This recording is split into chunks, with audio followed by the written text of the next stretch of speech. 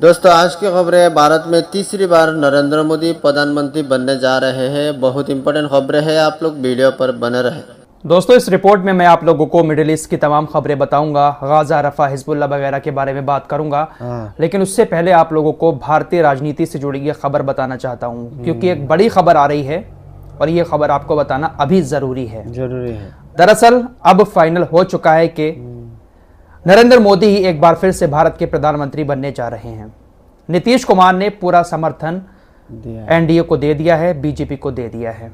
दरअसल एनडीए की संसदीय दल की बैठक इस वक्त चल रही है और उस संसदीय दल की बैठक में नीतीश कुमार ने अपनी स्पीच देते हुए प्रधानमंत्री मोदी जी को बहुत ज्यादा सम्मान दिया और बहुत ज्यादा तारीफ करते हुए कहा कि आप देश के लिए बहुत ज्यादा भला करेंगे। जिस तरह से पिछले 10 सालों में आपने देश की सेवा की है, आगे भी हम आपके साथ हैं और मिलजुल कर एक अच्छी सरकार चलाएंगे।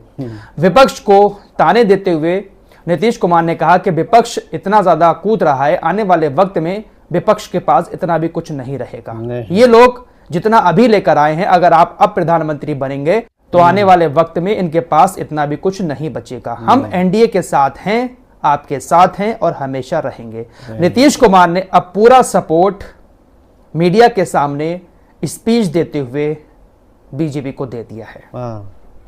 प्रधानमंत्री बनना लगभग तय हो चुका है, अब शपथ ग्रहण बाकी है। नीतीश कुमार तो इतने उतावले हो गए, उन्होंने कहा कि हम तो चाहते हैं कि आज ही हो जाए, बिहारी भाषा में बोलते हुए कहा कि आज ही हो जाए शपथ ग्रहण। हम तो ये चाहते हैं कि जल्द से जल्द आप कुर्सी पर बैठ जाएं। तो फिलहाल अब कुछ नहीं होने वाला है। नीतीश कुमार, चंद्रबाबू नायडू ये अब शायद ही इंडिया गठबंधन में अभी आए। हो सकता है कि आने वाले कुछ दिनों में कुछ पंगे हो जाएं लोगों के बीच, क्योंकि नीतीश कुमार का कुछ पता नहीं रहता है। जब सपोर्ट देते हैं तो बातें ऐसे ही करते हैं, लेकिन कब छोड़कर भाग जाएं कुछ पता नहीं रहता है। फिलहाल अभी तीसरी बार प्रधानमंत्री नरेंद्र मोदी भारत के प्रधानमंत्री बनने जा रहे हैं और 9 जून को शपथ ग्रहण होगा, संडे के दिन।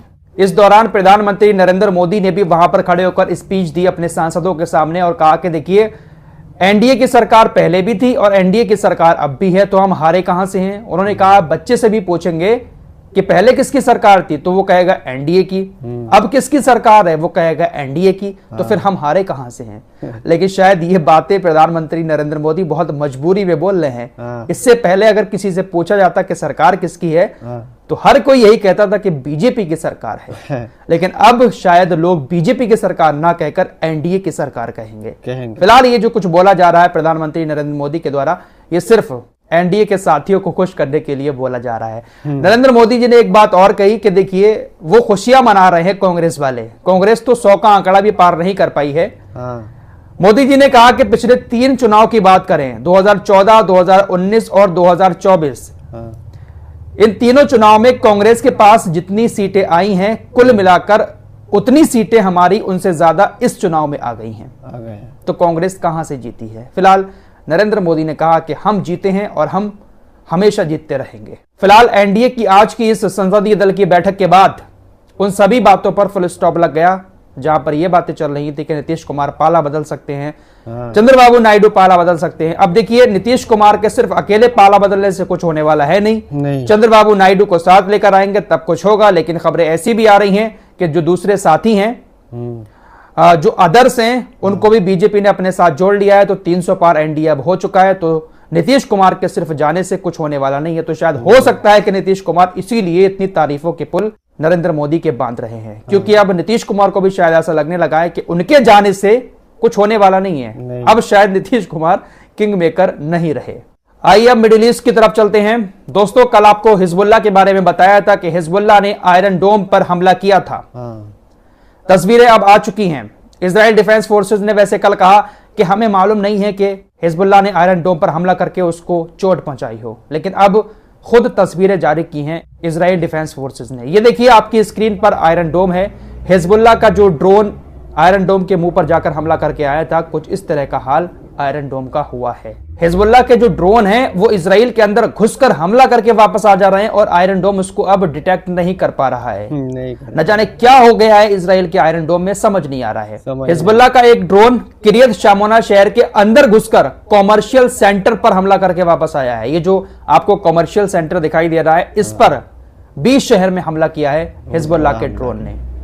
इजराइल का एयर डिफेंस सिस्टम अब पूरी तरह से तहस नहस हो चुका है। आने वाले ड्रोन्स को, मिसाइलों को, रॉकेटों को इजराइल उस बॉर्डर से रोक ही नहीं पा रहा है। इजराइल ने ऐलान कर दिया है कि हम हिजबुल्लाह के साथ अब आर पार की लड़ाई शुरू करेंगे, पूर्ण युद्ध लड़ेंगे। इस पर अमेरिका ने इजराइल को चेतावनी देते हुए कहा है कि अगर आप हिजबुल्लाह के साथ पूरा युद्ध शुरू करते हैं तो फिर सीरिया और इराक जैसी जगहों से तकरीबन 1 लाख से ज्यादा लड़ाके लेबनान के अंदर हिजबुल्लाह में आकर शामिल हो सकते हैं। ऐसी खबरें सामने आ रही हैं, ऐसे इनपुट अमेरिका को मिले हैं। इराक और सीरिया के लड़ाके भी हिजबुल्लाह के साथ मिलकर 1 लाख से ज्यादा आपके साथ लड़ेंगे। आपको बहुत मुश्किल का सामना यहां पर करना पड़ सकता है। अमेरिका लगातार इजराइल को इस तरह की चेतावनियां दे रहा है। अमेरिका इजराइल को चेतावनी ऐसे ही नहीं दे रहा है, अमेरिका को सब कुछ दिख रहा है कि इजरायली सेना कितनी ताकतवर है। पिछले 24 घंटे का आंकड़ा खुद इजराइल की तरफ से जारी किया गया है, जिसमें बताया गया है कि उनके 24 सैनिक बुरी तरह से पिछले 24 घंटे में घायल हुए हैं, जिसमें से 18 सैनिक लेबनान के बॉर्डर पर और 6 सैनिक गाजा के अंदर घायल हुए हैं। हालत गंभीर है। और ये जो लोग घायल होते हैं ये ऐसे छोटे मोटे घायल नहीं होते हैं, किसी का हाथ कट जाता है, किसी का पैर कट जाता है। न जाने कितने सारे ऐसे इजराइल के सैनिक हैं जो अपाहिज हो चुके हैं इस जंग के दौरान।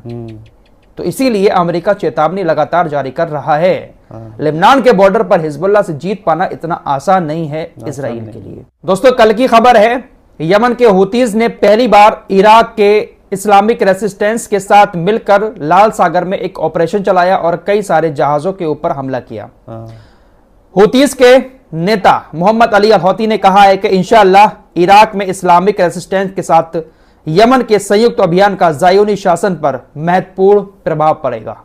पिछले हफ्ते यमन के हुतीज ने लाल सागर में अमेरिका के आइजनहावर पर जो हमला किया था उसको लेकर मोहम्मद अली अल हौती ने कहा कि देखिए, हमने जो हमला किया था आइजनहावर पर, उसके डर से अमेरिका का आइजनहावर यहां से भाग गया। अमेरिका का आइजनहावर दोबारा यहां पर आता है और हमें अगर मौका मिलता है उस पर हमला करने का तो हम हमला जरूर करेंगे। इजराइल का जो शिनवेट है उसने कहा कि देखिए, मई के महीने में हिजबुल्लाह ने हमारे ऊपर तकरीबन 1000 रॉकेट दागे और अगर इजरायली सेना पूरा युद्ध शुरू कर देती है हिजबुल्लाह के साथ तो हमारे ऊपर रोजाना तकरीबन 3000 रॉकेट दागे जा सकते हैं। पूरे मई के महीने में 1000 रॉकेट आए तो यह हाल हो गया इजराइल का कि बहुत सारा इलाका जलकर राख हो गया, भगदड़ मच गई वहां के लोगों में। और अगर रोजाना 3000 रॉकेट इजराइल की तरफ हिजबुल्लाह दागना शुरू कर दे तो फिर सोचिएगा इजराइल का क्या हाल होगा। इसीलिए डर रहा है नेतन्याहू। धमकियां तो पिछले काफी महीनों से रोजाना दी जा रही हैं कि हम ऐसा कर देंगे, वैसा कर देंगे, लेकिन इनको भी पता है कि हिजबुल्लाह से जीत पाना मुश्किल ही नहीं, नामुमकिन है। इन लोगों का भौकाल पूरी तरह से खत्म हो चुका है, इनकी सेना की पूरी तरह से पोल खुल चुकी है, इनके आयरन डोम की पूरी तरह से पोल खुल चुकी है। अब अपनी इज्जत बचाने के लिए ये लोग सिर्फ और सिर्फ गाजा के आम लोगों को निशाना बनाकर उनको खत्म कर रहे हैं। पिछले 24 घंटे में गाजा पर जो बमबारी की है, CNN की रिपोर्ट है कि ये बमबारी अमेरिका के द्वारा भेजे गए बमों से की इजराइल ने और इसमें 45 फिलिस्तीनियों की मौत भी हुई है।